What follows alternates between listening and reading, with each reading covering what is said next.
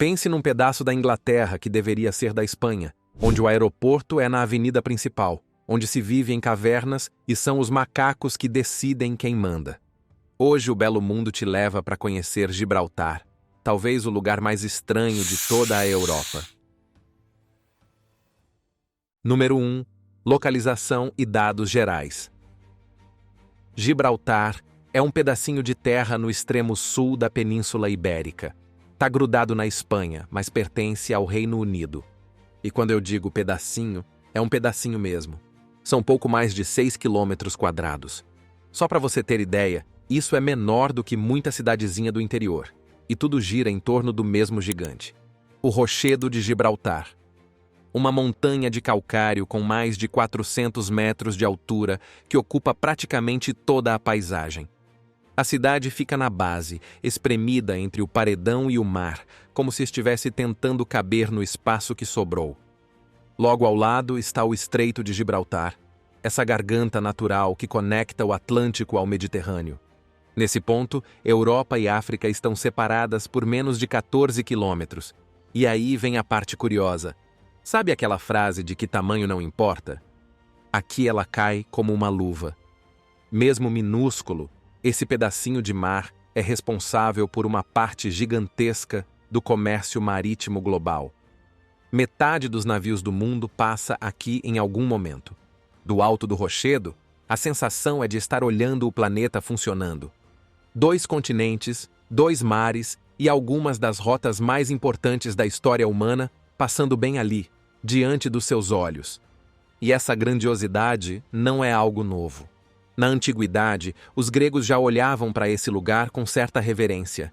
Eles acreditavam que Hércules, durante um de seus 12 trabalhos, teria aberto a passagem entre Europa e África.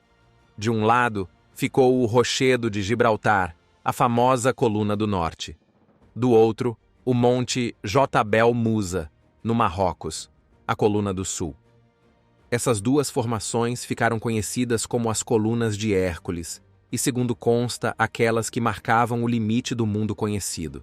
Se você chegasse ali na antiguidade, a mensagem era quase essa. A partir daqui, vocês estão por conta própria. Ou seja, desde cedo, esse pedaço de rocha já tinha essa aura de fronteira entre mundos. Apesar de uma distância pequena, o que mais chama a atenção ali é que não existe uma ponte ligando a Europa ao Marrocos. A ideia já apareceu em tudo quanto é canto, mas a natureza não ajuda nem um pouco. O estreito chega a mais de 900 metros de profundidade, tem correntes fortíssimas, ventos constantes, navios gigantes passando sem parar e ainda por cima está numa região sísmica. Ou seja, tentar construir uma ponte ali seria quase brincar de desafiar as regras do planeta. Mas essa não foi a única coisa que quiseram fazer por ali.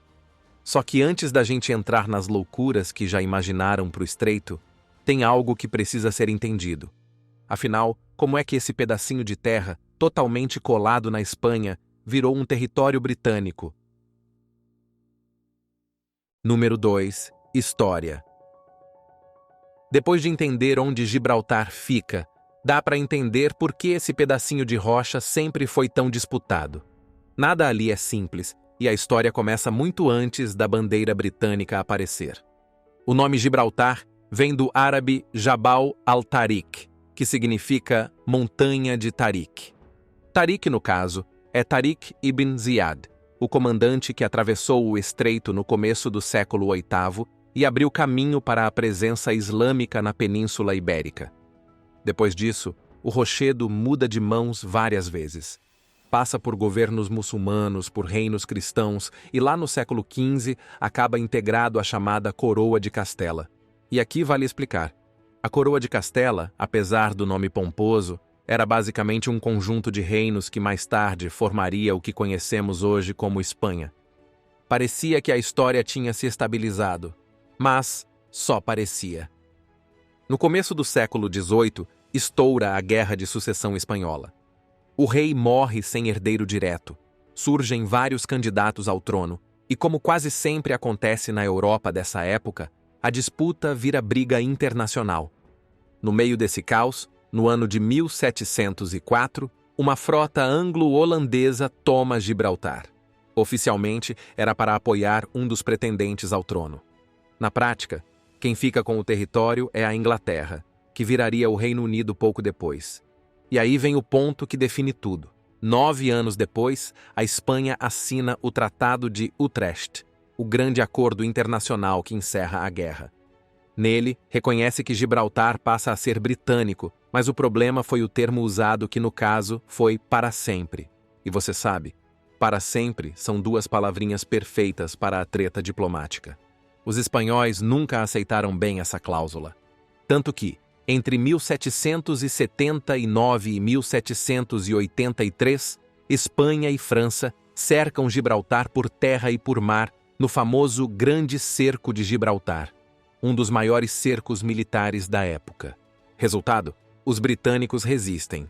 Nada muda. No século XIX, Gibraltar vira peça fundamental do Império Britânico para controlar a entrada e saída do Mar Mediterrâneo.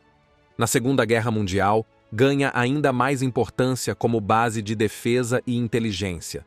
E aí entra Francisco Franco, que decide reagir à maneira dele. No ano de 1967, Gibraltar realiza um referendo, e o resultado é quase unânime.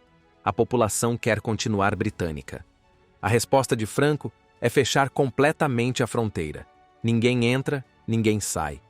O bloqueio dura mais de uma década e só termina por completo em 1982. Mesmo com o fim da ditadura, a disputa continua no campo diplomático.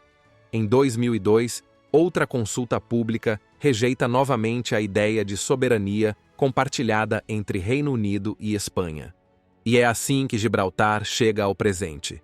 Britânico oficialmente, espanhol na geografia e gibraltino na identidade. Número 3. População, idiomas e religião. Mesmo sendo menor do que muitos bairros de cidade grande, Gibraltar abriga por volta de 40 mil pessoas. É muita gente vivendo espremida entre o mar e o rochedo, com uma densidade que passa de 3.800 habitantes por quilômetro quadrado, uma das mais altas do mundo. A população reflete bem essa localização de fronteira. É uma mistura rara, formada por descendentes de andaluzes, britânicos, genoveses, malteses, portugueses, judeus sefarditas, marroquinos e indianos. Essa variedade aparece imediatamente na religião. Em poucos quarteirões você encontra sinagogas ativas, uma mesquita moderna em Europa Point, igrejas anglicanas e católicas, templos hindus e até lojas de produtos kosher, tudo convivendo com naturalidade. E se existe um símbolo perfeito dessa mistura, é o idioma. O inglês é a língua oficial, mas quem manda no dia a dia é o lanito, um dialeto totalmente local. Ele combina espanhol andaluz com inglês britânico e ainda empresta palavras do português, do italiano genovês, do hebraico, do maltês e do árabe. Uma conversa pode começar em espanhol, terminar em inglês e misturar expressões de várias línguas no meio. O resultado é um sotaque único, com cara de Cádiz e vocabulário de Londres ao mesmo tempo. Algo que só poderia ter nascido ali. Número 4. O rochedo que domina. Em Gibraltar, o rochedo não é só um cartão postal. Ele é o centro de tudo. Se você tirasse o rochedo de Gibraltar do mapa, o território praticamente deixaria de existir. É ele que decide o clima, o jeito como a cidade cresce, a defesa, o turismo e até a forma como as pessoas se movem. E por dentro, esse monte de calcário guarda um mundo próprio. Ao longo de quase 2 séculos, foram escavados mais de 55 quilômetros de túneis. E isso, meus amigos, é o dobro da quantidade de ruas que existem na superfície. Os primeiros túneis surgem no século XVIII, quando os britânicos queriam conectar baterias de canhões e disparar sem se expor, principalmente na face norte do rochedo, voltada para a Espanha. Depois, durante o Grande Cerco de Gibraltar, essa rede subterrânea começou a crescer de verdade, mas nada se compara ao que aconteceu na Segunda Guerra Mundial. Durante o conflito, o interior do rochedo virou praticamente uma cidade escondida. Foram abertas novas galerias e instalados depósitos de comida, água, combustível, sistemas de comunicação, geradores de energia e até hospitais completos. Tudo pensado para que a guarnição conseguisse sobreviver por meses em caso de bloqueio ou ataque. Além dos túneis, o rochedo é cheio de cavernas naturais. Número 5. Cavernas famosas. A caverna mais famosa de Gibraltar é a Caverna de São Miguel, cheia de estalactites e estalagmites enormes. Durante a guerra, ela foi preparada como hospital de emergência. Hoje funciona como um auditório dentro da montanha, iluminado com cores que deixam tudo ainda mais surreal. Shows e eventos acontecem ali no meio da rocha. Acreditava-se que a caverna tinha um túnel secreto que ligava Gibraltar ao Marrocos, mas nunca foi provado. Esse mito existe desde quando o escritor de viagens romano Pompônios Melia mencionou a caverna no ano 45 d.C. Em outro ponto fica a chamada Caverna do Grande Cerco, usada como parte das defesas históricas. E sob o rochedo ainda existem sítios arqueológicos importantíssimos. A Caverna de Gorham, na base da falésia, guarda vestígios de neandertais de cerca de 24 mil anos atrás e é reconhecida como Patrimônio Mundial pela Unesco. Muita gente inclusive acredita que aquela pode ter sido uma das últimas casas dos neandertais na Terra. É um pacote improvável. Num território mínimo, você tem pré-história, mitologia, túneis militares e auditório dentro de caverna turística. Mas se as paisagens chamam a atenção, é porque você ainda não conheceu os moradores mais famosos desse rochedo. Número 6. A República dos Macacos. Gibraltar é o único lugar da Europa onde vivem primatas selvagens que não são humanos. São os famosos macacos da barbária, uma espécie sem cauda que também existe no Marrocos e na Argélia. A origem deles no rochedo ainda rende debate. Alguns acreditam que tenham sido trazidos por povos árabes depois do século VIII. Outros dizem que chegaram com os britânicos após o ano de 1704. Mas os estudos genéticos mais recentes mostram que os grupos atuais são parentes diretos das populações do norte da África, o que reforça a ligação africana dessa história. Hoje, vivem entre 200 e 300 macacos na parte alta do rochedo, dentro da Reserva Natural de Gibraltar.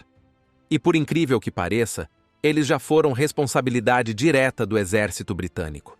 Existia até um cargo oficial, o cuidador dos macacos, que registrava nascimento, dieta, comportamento e levava qualquer animal doente para o hospital militar. E aí entra a lenda mais famosa do território. Dizem que no dia em que os macacos desaparecerem, o controle britânico acaba junto. A história é tão forte que durante a Segunda Guerra Mundial, Winston Churchill mandou trazer novos macacos do Marrocos quando a população local começou a cair. Hoje, eles são protegidos por lei, recebem acompanhamento veterinário e até aparecem em moedas locais.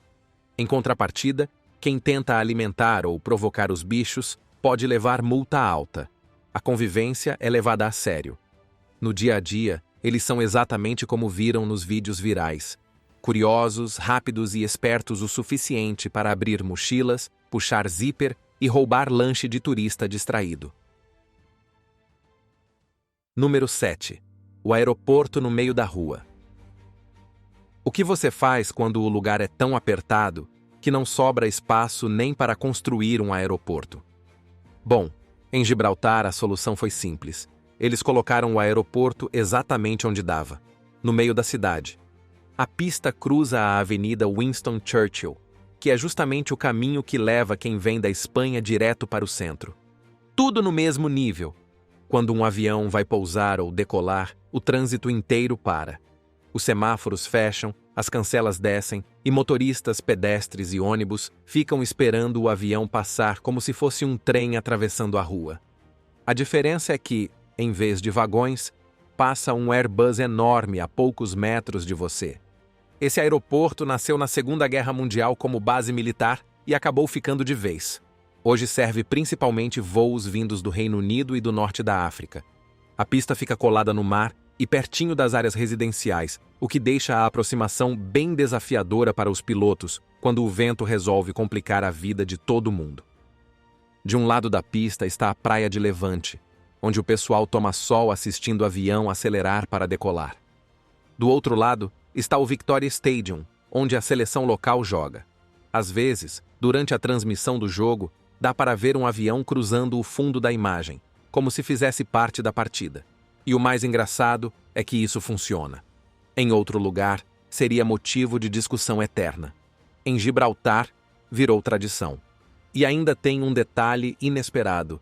Essa pista foi cenário de um dos casamentos mais famosos do mundo. John Lennon e Yoko Ono se casaram ali no dia 20 de março de 1969.